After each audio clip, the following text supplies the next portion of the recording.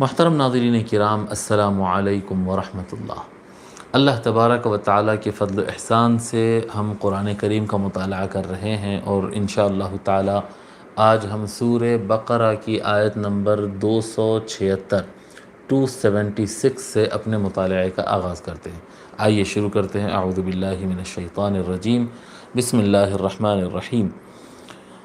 یمحق اللہ الربا ویربی الصدقات واللہ لا يحب كل کفار اثیم۔ اللہ تبارک و تعالیٰ کا بیان ہم پڑھ رہے ہیں، جو ربا سے متعلق، انٹرسٹ اور سود سے متعلق جو اللہ تعالیٰ نے فرمایا، اور ہم آیت نمبر 275 میں پڑھ چکے ہیں کہ جو سود کھاتے ہیں وہ ایسے ہوتے ہیں، اس طرح سے اٹھتے ہیں جیسا کہ ان کو شیطان نے متاثر کر دیا، اور شیطانی اثرات ان کے اوپر ہو گئے ہوں۔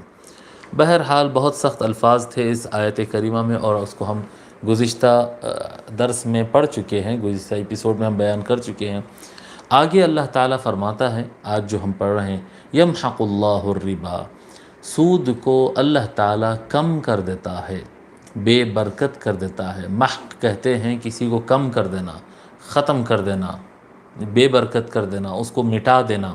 جی، یمحق اللہ الربا، گھٹا دینا۔ بحر العلوم رحمۃ اللہ علیہ بڑا اچھا لفظ کیے، اس کو گھٹا دینا۔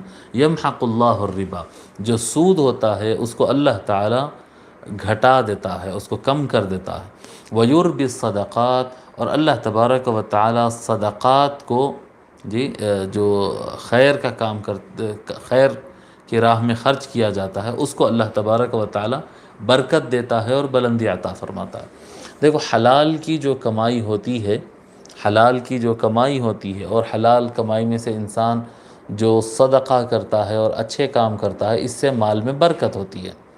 ایک تو ہے آپ کا حلال مال، یہ آپ کا اپنا مال ہے، صدقہ خیرات سے اس میں برکت آتی ہے، اور سود کا مال اس میں اگر شامل کر لیا جائے تو وہ مال میں بے برکتی ہو جاتی ہے۔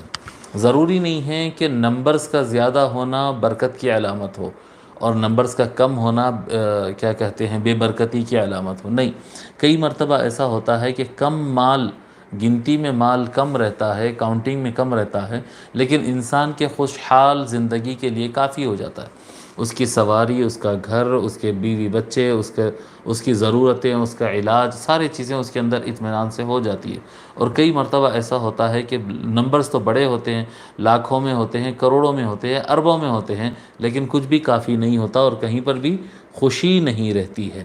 تو اللہ تبارک و تعالیٰ کا یہ نظام ہے، اور اللہ تعالیٰ کا یہ وعدہ ہے کہ جو مال بندہ حلال کا کمائے اور اس میں سے صدقہ اور خیرات کرے، اللہ تبارک و تعالیٰ اس میں برکت عطا فرماتا ہے، اور جو سود کھائے اور سود جمع کرے، اللہ تبارک و تعالیٰ اس کو کم کر دیتا ہے۔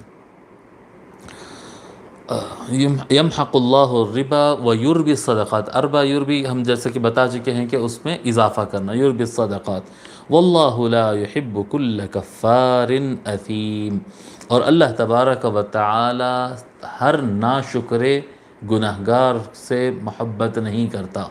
جتنے بھی کفار، واللہ لا يحب كل کفار، یہ کفر جو ہے شکر کے اپوزٹ ہے۔ جی، لَإِن شَكَرْتُمْ لَأَزِيدَنَّكُمْ وَلَئِن كَفَرْتُمْ فَإِنَّ عَذَابِي لَشَدِيدٌ فَإِنَّ عَذَابِي شَدِيدٌ۔ اللہ تبارک و تعالیٰ فرماتا ہے، اگر تم کفر کرو، اگر تم شکر ادا کرو گے تو میں اضافہ کروں گا، اور اگر تم کفران نعمت کرو گے، جی، نعمت کا انکار کرو گے، تو یاد رکھو کہ میرا عذاب سخت ہے۔ تو اس سے یہاں پر معنی سمجھ میں آتا ہے، کفار یہاں پر معنی کیا ہے، ناشکرہ ہونا۔ واللہ لا يحب کل کفار اثیم، اللہ تبارک و تعالی ہر ناشکرے اور تمام ناشکرے اور گناہگار، اثیم، اثم گناہ کو کہتے ہیں، اثیم گناہگار، گناہ کرنے والے سے اللہ تبارک و تعالی محبت نہیں کرتا۔